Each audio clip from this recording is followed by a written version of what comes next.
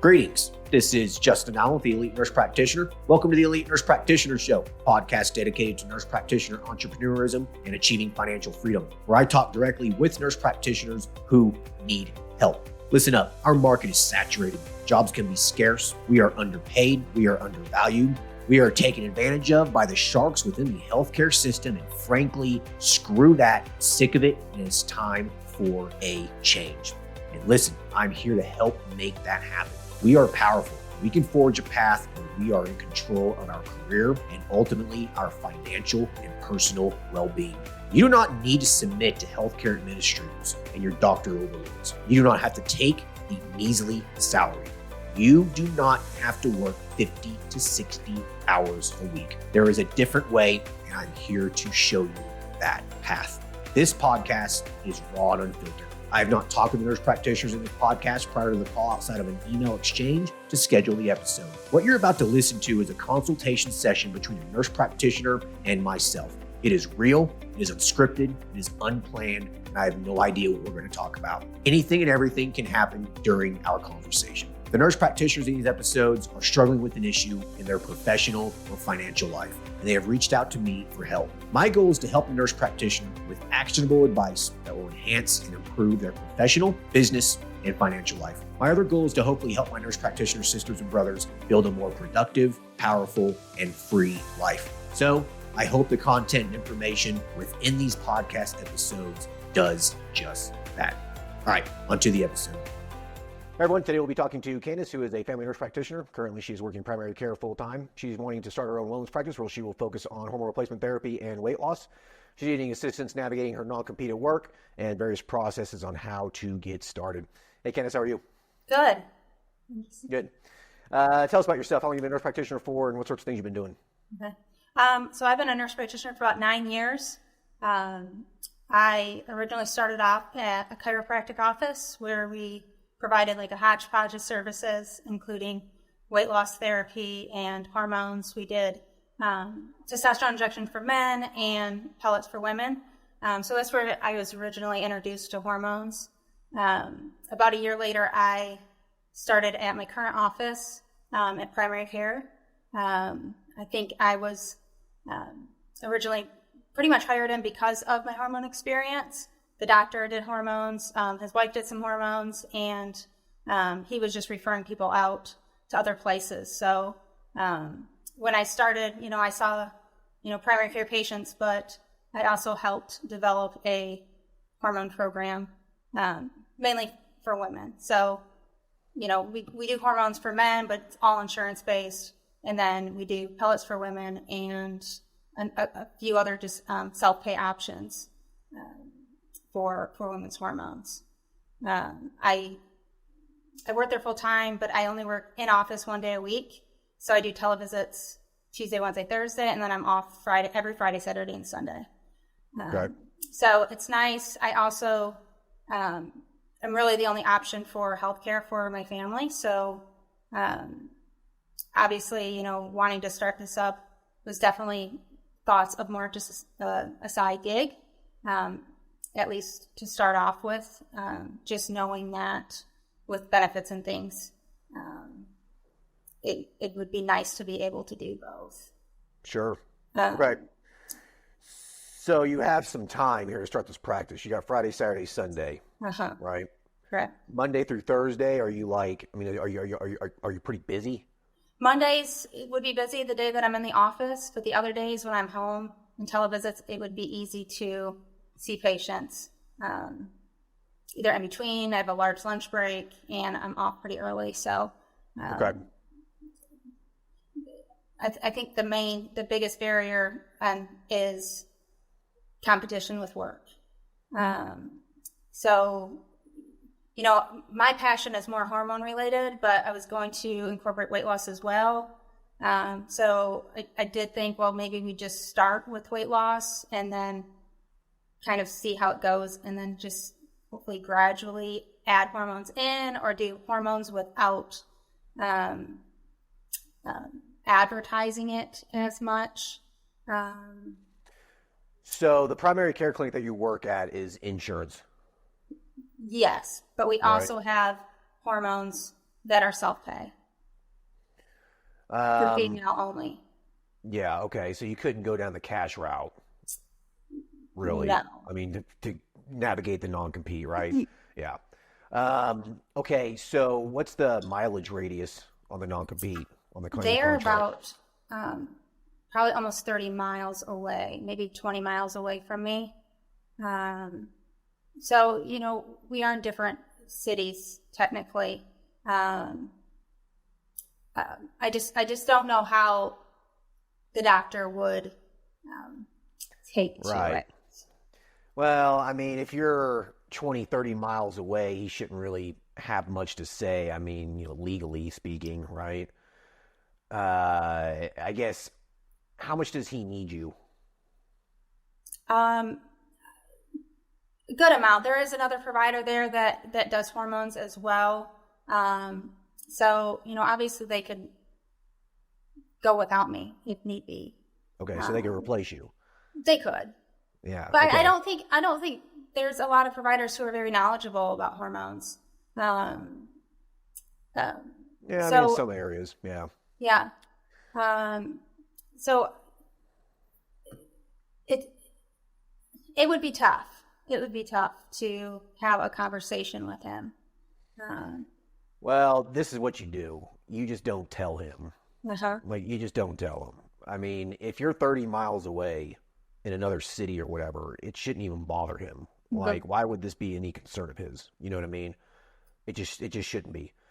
You don't have to say where you're located at, but like, how far do you live from the primary care clinic? It takes me about 40 minutes to get there. How many miles is it? Do you know? I would say about 20.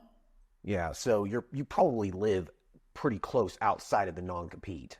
And I'm assuming you don't want to start this practice closer to where you live? Yes. Right, okay. So I think that as long as you start it outside of that radius, I wouldn't worry about it. I wouldn't tell him. I would just do it. And I wouldn't tell anyone at work what you're doing. I wouldn't do anything. I could just keep your mouth shut. When you go to work, and that's it, right? But you're only there one day a week. So like when you're at home doing telemedicine visits, I mean, the chance of you running your mouth or whatever, someone finding out, is probably pretty slim, right? So I would just start it somewhere, 20, 30 miles away, and just don't tell anyone. Just keep it under wraps, basically. If they find out, then you have the conversation. You just cross that bridge when you have to. And you just say, listen, I'm not breaking my non-compete. I'm outside the radius. So what's the problem? I'm not soliciting patients. I'm not competing against you. I'm somewhere else completely different. This is not, I'm not taking any market share from you, basically. I don't think he'd have much of a problem with it unless he just wants to be a total dick about it. I mean, is he one of those dickhead doctors? Kind of, yeah. No, he's a nice guy, but I could see him being a little upset about it. But I guess that was going to be another question of mine, is because I deal with so many patients who, especially weight loss wise, that are always looking for, where do I go to get these medications? So I'd love to be able to refer them either to me or, notifying other providers at our office that this is happening, because I know that they have patients that they see every day that they could refer to me. So as long as you're not, I mean, if you don't want to actively solicit people, right? That's what I mean. You don't want to actively solicit, okay? But if someone asks you, hey, you guys don't do weight loss here, where can I go do weight loss? You can just say, oh, well, hey, I have a clinic over here in this city, and I do it over there, cash-based. That's not soliciting. You're just telling them, okay? You don't actively just solicit, all right? But I mean, if the primary care clinic that you're at is not providing a service, but you're going to provide a service at your business, then I won't think I'd worry too much about it. But when you tell other providers there what you're doing, they're going to run their fucking mouth. So just don't. Like, if you're worried about that, just don't. Like, you can tell your patients that you're doing this, right? But I would not tell other providers unless you explicitly trust them. Okay. But they're going to run their mouth probably. Okay. So you think you would go ahead and just do the weight loss and hormones and just keep it hush compared to just doing weight loss and notifying them trying to get business from them if you can. And then as the newness wears off, incorporating hormones. I mean, if you're outside of your non-compete, offer the hormone replacement therapy, don't worry about it. Exactly. I mean, if you're not doing hormone replacement therapy, you're leaving a lot of money off the table here. You know what I mean? Like, you really should be offering it. You know how to do it. So, like, why wouldn't you do it? You know? So, leverage the skills that you have. I wouldn't put them in a box and throw them in the closet here. Like, you know how to do that stuff, so do it. And with weight loss, you know, the weight loss environment right now is very, who knows what's going to happen in the future. It's a huge unknown right now, right? With the GLP-1s and the FDA and all this stuff, it's a huge unknown. And so you want to have some other complementary services as, you know, a redundancy in your business, just in case for some reason we can't prescribe GLP-1s anymore, right? There's a lot of compounding pharmacies that are still that are still producing them. Okay, they're still compounding them. They're just going around the rules, okay? And what they're doing is still technically legal from a provider standpoint. All you're doing is prescribing it, okay? That's not illegal to prescribe it. You can prescribe it and send it to any pharmacy that you want, all right? It's the compounding pharmacies that ultimately are at the battle line here, not the providers. These pharmaceutical companies can send cease and desist letters to all these providers. You know, they'll send cease and desist letters out to 20,000 clinics. Doesn't mean shit. Throw it in the trash. You think they're going to go after 20,000 clinics? They're not going to. Okay? So it's a scare tactic, all right? If they wanted to, they would get a judge to basically give you like an injunction, essentially. You have to stop doing this. That you have to listen to. A cease and desist, you don't have to listen to that. It is literally just a letter. It's a scare tactic. So you can continue prescribing GLP-1s for, as far as I'm concerned, for the foreseeable future right now. It's the compounding pharmacy's problem. It's not the provider's problem, okay? So, but you want to have the hormone replacement therapy as a contingency just in case if it does become an issue with the compounding pharmacies, if we can't get it anymore from compounders, okay? Because we don't know what that's going to look like in the future, all right? So I think it'd be really, really stupid not to offer HRT. Okay. Yeah, because that was going to be another question of mine is, you know, with all these rules and regulations, are you just trusting the compounding pharmacy? Does it matter? Like, if they're offering it, you can prescribe it there. Yeah. You know, like PCAB accreditation or anything like that. Have you heard of that? I mean, if it's a certified compounding pharmacy with the state, you know, board of pharmacy, you know, they should be meeting all the rules and regulations surrounding compounding pharmacies, right? And if you go with one of the big compounders that have an FDA, you know, certified facility like Empower, for example, like, I'm not worried about anything in terms of quality with Empower. I'm just not. You know, I mean, that's who I predominantly use for most of my things. I've just been using them for years, you know. So I don't think I'd worry too much about it. I mean, you know, if you use one of the established compounding pharmacies, you know, like, you know, we talk about in the Facebook group all the time and in the courses, et cetera, then I don't think I wouldn't worry too much about it. Yeah. Is there any other pharmacy that for just the services that I'm looking to do that you would recommend looking through?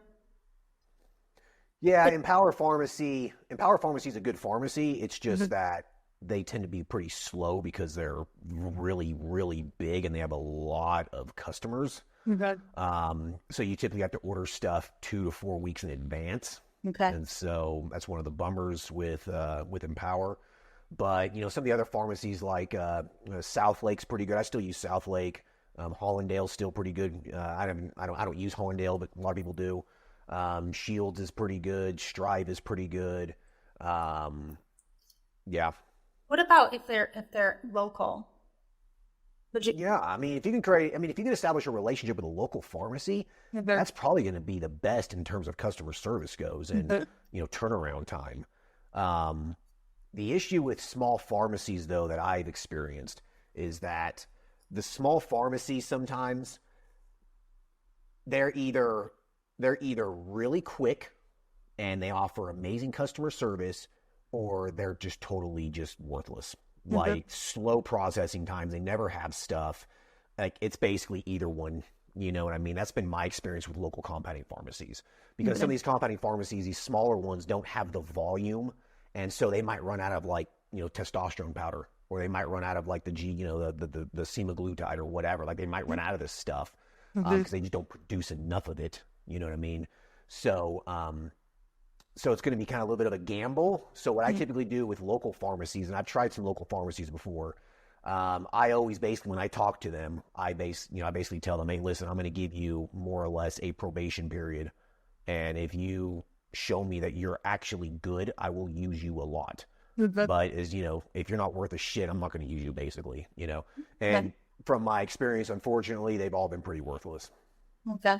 But I've talked to some other MPs, though, that use local pharmacies that have a great experience, you know, so. When it comes to billing, you know, if you have like a monthly membership or whatever, what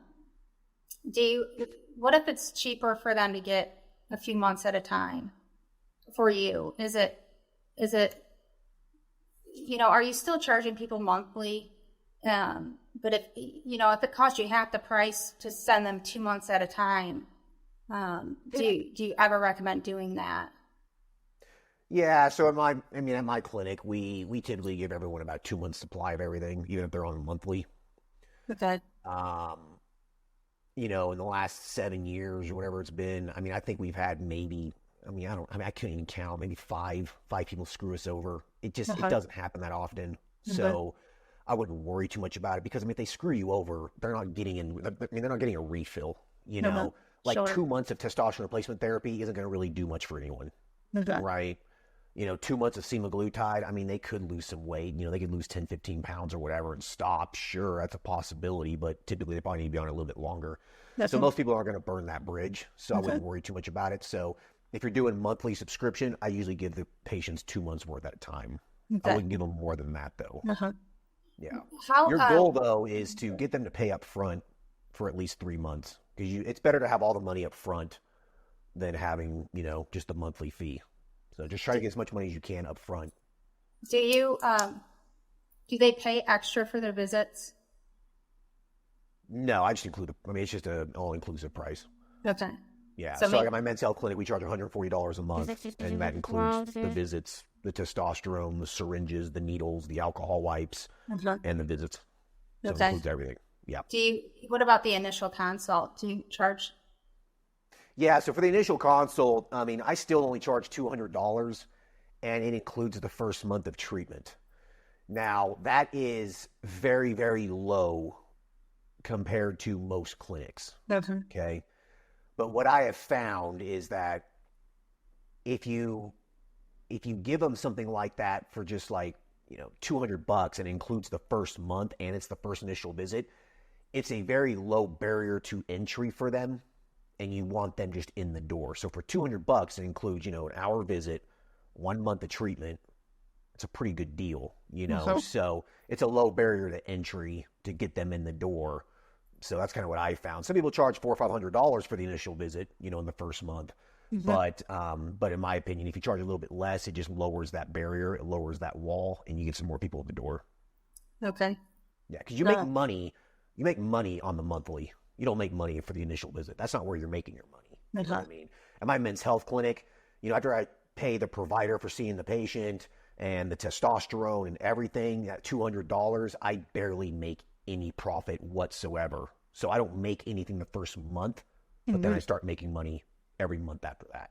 Because most guys who come to us, you know, they're a long-term patient, right? They stay for years. You know, we've had very few times we have a patient that just stays for a couple months. That very rarely ever happens. And then labs too? No, I charge separately for the labs. You can include the labs if you want, but you're going to need to increase your price a little bit. So, again, I think it lowers the barrier to entry if you allow patients to use their insurance for lab work if they want to. Because you get a lot of patients that come in who are firefighters and police officers or whatever, you know, very middle class kind of people.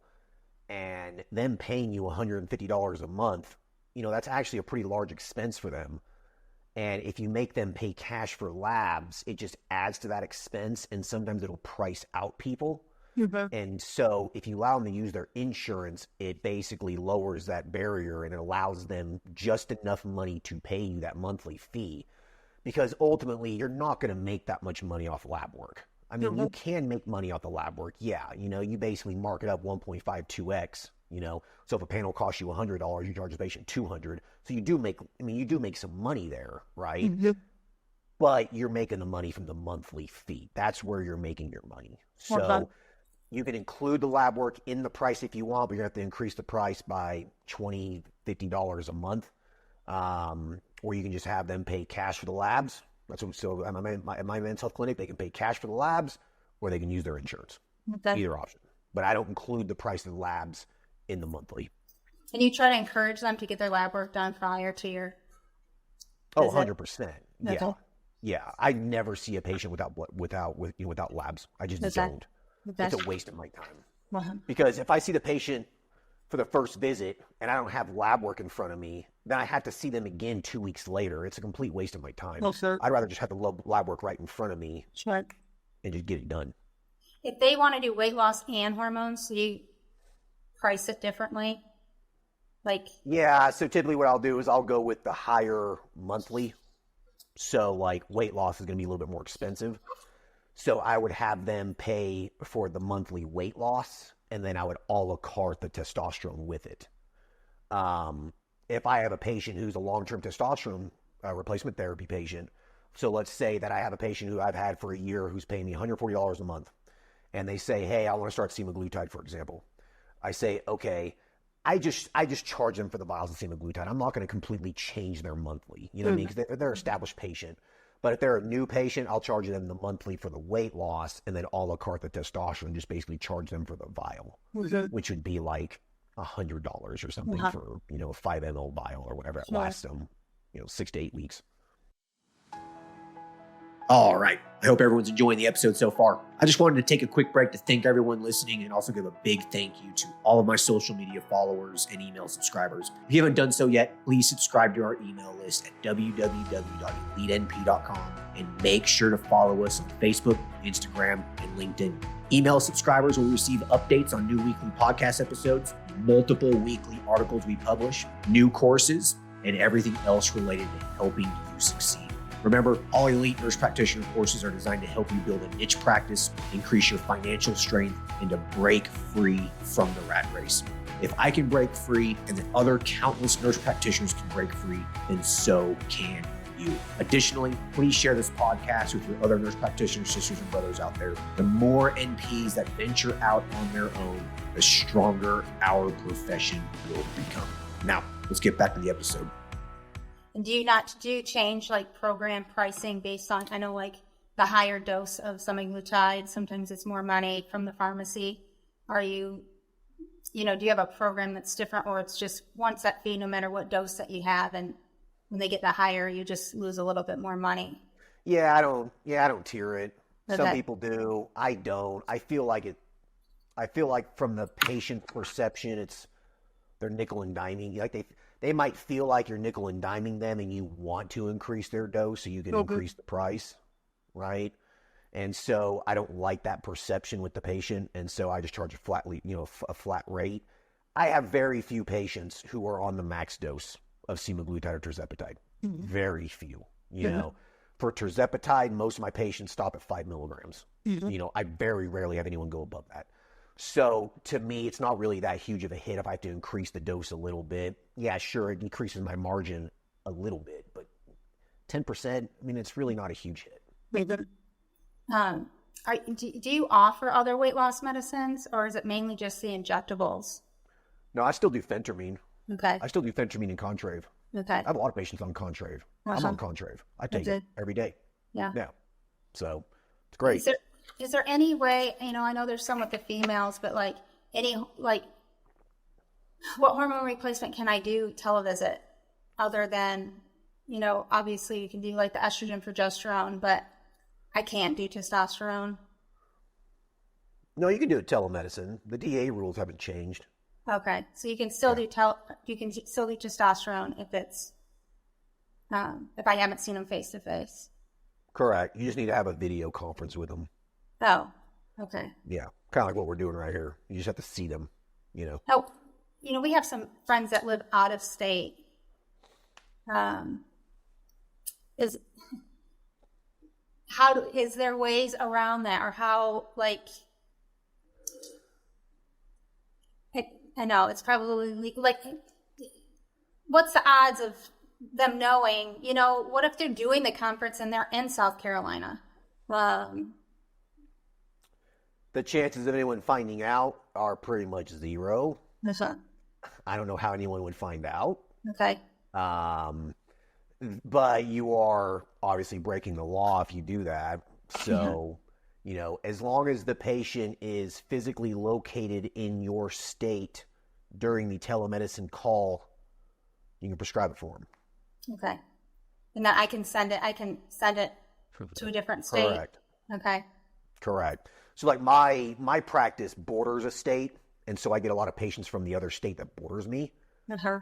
And so they have to be in my state during the visit.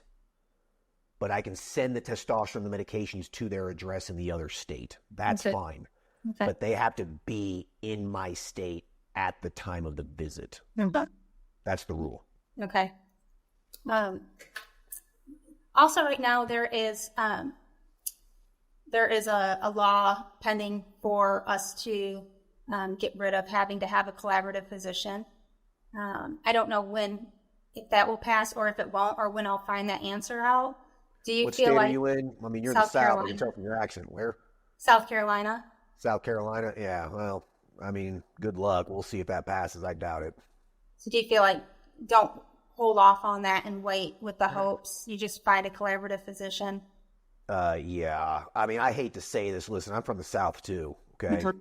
I like the Southeast. I do. I mean, it's home. I don't live there now. I live in Colorado now.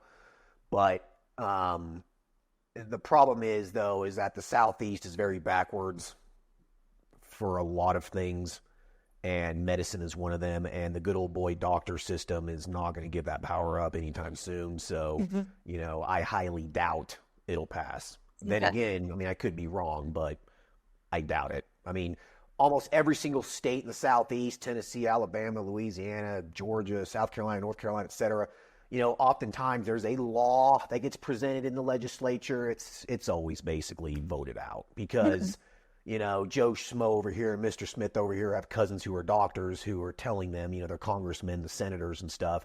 They all have family members who are doctors who are basically telling them, fuck those nurse practitioners. It's basically stuff like that. That's happening. They're listening to, cousin Dr. Joe over there. Like, that's what's happening. So, yeah.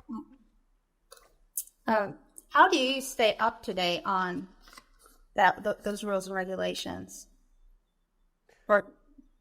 Well, I mean, I'm an independent state, so I don't really have to worry about it. I mean, if a state that I'm living in is independent and it reverts back to where I need a collaborator, I mean, I'm going to find out. You know what I mean? I mean, that's going to be a pretty big news story. The Board of Nursing would notify you of that. I mean, that's going to be something that's pretty big. So, yeah, I don't really keep up with much of anything. Because there's not much to keep up with. I mean, very rarely does anything ever change with, nursing practice acts and stuff like that. I mean, I would only live in an independent state. I would only practice in an independent state personally. Like, I would never go back to a state that requires a supervisor or a collaborator. I never would. But in the states that are independent, I mean, I don't worry about it. They're not going to revert back. It would just be too much. So, in your state, South Carolina, I mean, you keep up with it. I mean, just the Board of Nursing should basically keep you updated. The AANP should too. So, with other regulations in terms of telemedicine goes and things like that, state telemedicine laws very rarely ever change. So I wouldn't really worry too much about that. Most states have pretty lax telemedicine laws. Very few have any kind of real restrictions with it. So you really want to keep more or less on the eye out for the DEA in terms of controlled substances. But, if the controlled substance laws with telemedicine, if that gets changed from the DEA, you're going to find out. I mean, it's going to be one of the biggest things talked about on the Elite MD Facebook group. We're going to send an email out. You're going to find out. Because at work we can't, like or testosterone or controlled substances, we can't. We have to see them face to face.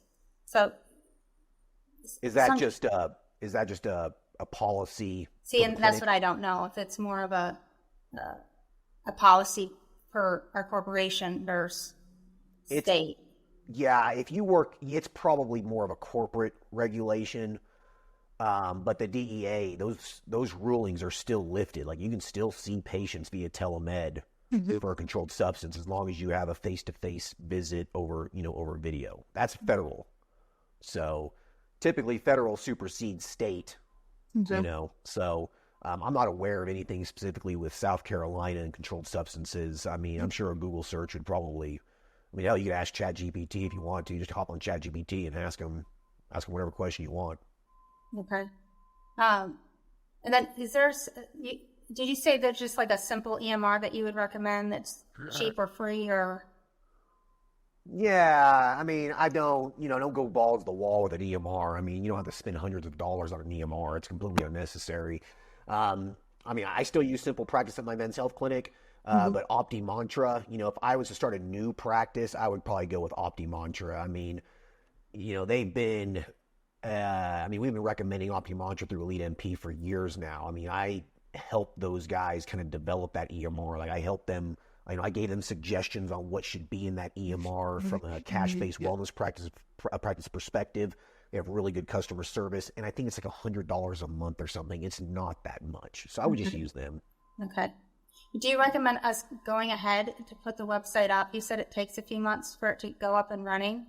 Like, if we're not done with it yet, but should we get it up? And as we're still working on it, if it takes so many months to... Yeah, get the website published and get it up. You can always make edits to it, you know what I mean? But just get the website up and going so that way it's on there.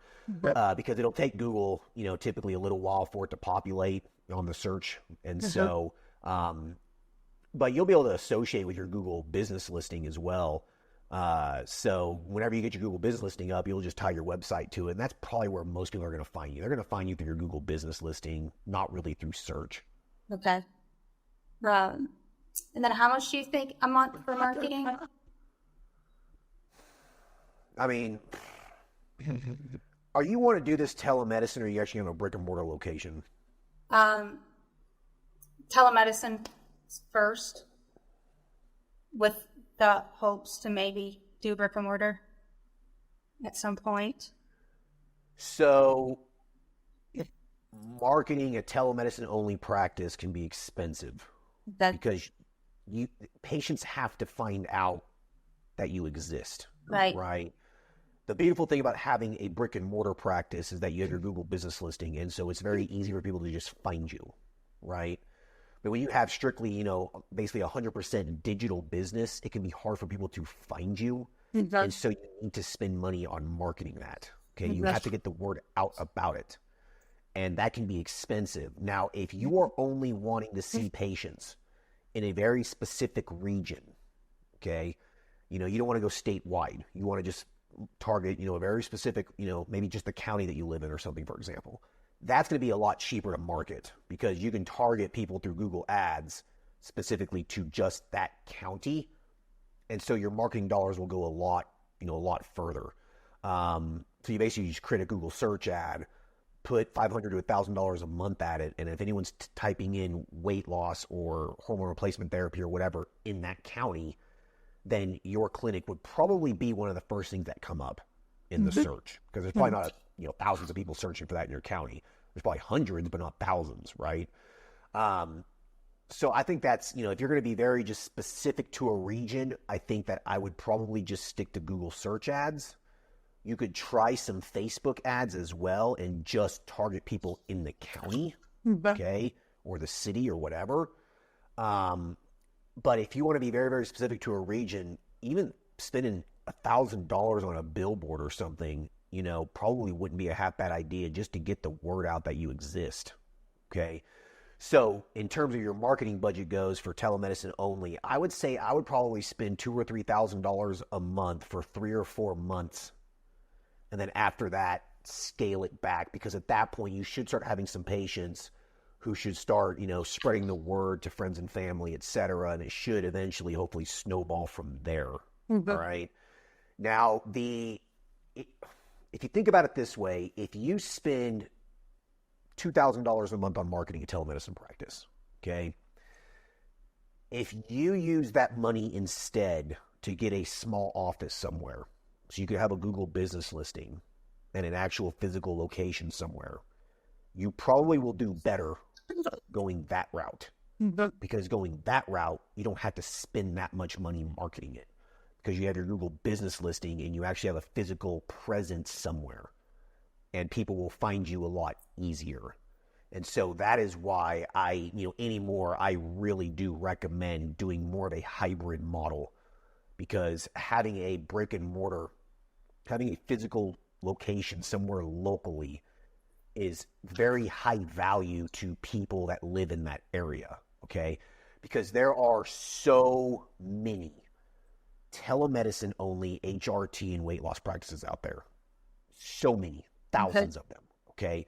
And there's about 12, there's about a dozen or so big players who are spending a lot of money marketing it. And so you are just a tiny little, guppy swimming around the ocean with these guys. Mm-hmm. And so if you have a physical location somewhere, it's going to be seen as more high value, and you probably will do better. Mm-hmm. And you can just get a small office for $1,200, $1,500 a month. It doesn't have to be fancy. And if you think about that as a marketing expense, then it's really about the same thing as having a telemedicine practice and spending $2,000 a month marketing. Does that make sense? Uh-huh. Yeah. Yeah. So if I was to open up a practice, if I was to open up another practice, I mean, I'm probably never will, but if I was to, I would open up a physical location. 100%. Okay. Well, do you know if we get malpractice insurance, do I need to have a collaborative physician first? Yeah, probably not, but you'll then have to go back and name them on it. So that's going to be up to the malpractice insurance provider. I mean, it depends on what their procedure is. I don't know. If you go through CM&F Group, I don't know if they'll ask you, who your collaborator is. I'm not entirely sure, because I never had to go through that process, because I'm not in a restricted state. But I guess my question for you with that, though, is why would you waste your money on malpractice before you even start and not have a collaborator? It'd be just a waste of money anyways. I guess I was you get just a malpractice policy in 2 days. You literally get your malpractice policy a week before you open the doors. Okay. I guess I was just trying to make sure to check off everything that I should have done, or do whatever we can ahead of time until I guess we're ready to do it. Yeah. Malpractice, wait a week or two before you open. Okay. It's really not necessary to get it before then. And you said the CM&F Group? Yeah, CM&F Group. I like them. It's easy. CM&F Group's pretty good. Pro Liability's pretty good. Baxter's pretty good. What about an accountant? Like, do you have recommendations for that, or is that something that's more? You said it. Make sure you have a good accountant. I would go with someone just local. Okay. You probably don't really need an accountant for the first 6 months. I wouldn't worry about an accountant right now. You can probably just do your books yourself for the first 6 to 12 months. It's really not that hard. If you have one bank account and you have one credit card, then everything is going to be on those statements. Okay. Everything will be. Like all the money coming in and out, all your expenses on the credit card, like everything's going to be on those 2 statements. And all you got to do is basically give those 2 statements to a bookkeeper, and they would be able to make your books super fast. And there's a variety of accounting AI tools out there anymore where you can just upload those things and it'll do your books for you for practically nothing. Okay. Yeah. You really only need the accountant for the tax component of it. Okay. Well, I think that's all that I had. I mean, you have one of our courses, right? Yeah. Yeah. Okay. So just make sure you just follow, during the business creation component of the course, make sure every single slide, make sure you just make a checklist and make sure you just do each one of those. Mm-hmm. And that's pretty much all you need to get started. Okay. The big things is that make sure you have your malpractice insurance policy before you get started, obviously, right? You're going to need to have your collaborator, obviously, because you're in a restricted state. You know what I mean? You need to have an EMR. You need to have a way to collect payments from patients, and you can just do that through the EMR, or you can create a separate account with like Clover or QuickBooks Go payments or whatever, okay? So you want a way to extract payments from people, credit card payments, and you want to have your compounding pharmacies and your vendor, relationships established. Outside of that, everything else is really just nitpicky little things. Your goal is to just get people in that door, treat them safely, collect them, and schedule them for a follow-up. Everything else is really just noise. Nothing gets to do, you know what I mean? But that's basically, that's your goal. Everything else is a distraction. Okay. But legally, it's really just the malpractice that you have to have. Well, yeah, you definitely want malpractice for sure. Yeah. Other than that, like legally, there's not anything like, you don't have to have legally, no. The only thing you would need if you have a local office, you probably just need to go get a local business license from like the city, city hall or whatever. And that's it. That and your malpractice, your LLC, that's pretty much all you really need because you're basically operating this business underneath your NP license. Yeah. Okay. Any other questions? I don't think so. Okay. Well, I'd like to end the episode with you asking me a question. You have a question for me, personal curiosity or anything like that? Well, I guess if you were me, do you have any other recommendations of things to add to your practice that you feel like is either up and coming or, I don't know. Yeah, like if I was to add anything else to my practice right now, I probably would I'd probably go a little bit heavier on the weight loss, to be honest with you. I don't do as much weight loss as most people do. And sometimes I kick myself in the foot for not doing that. And so you always want to go where the money is. And so with my men's health clinic, we've really just been focused on men's health. And weight loss has just been a real just accessory kind of a thing. If I could go back 2 years ago, I think I probably would have put a lot more effort and energy on my weight loss component because there's so much money there. I left a lot of money on the table. So, yeah, I'd probably keep that in mind. Anything else, I think I would probably do a lot more vitamin injections than I do just because it's such a great little add-on.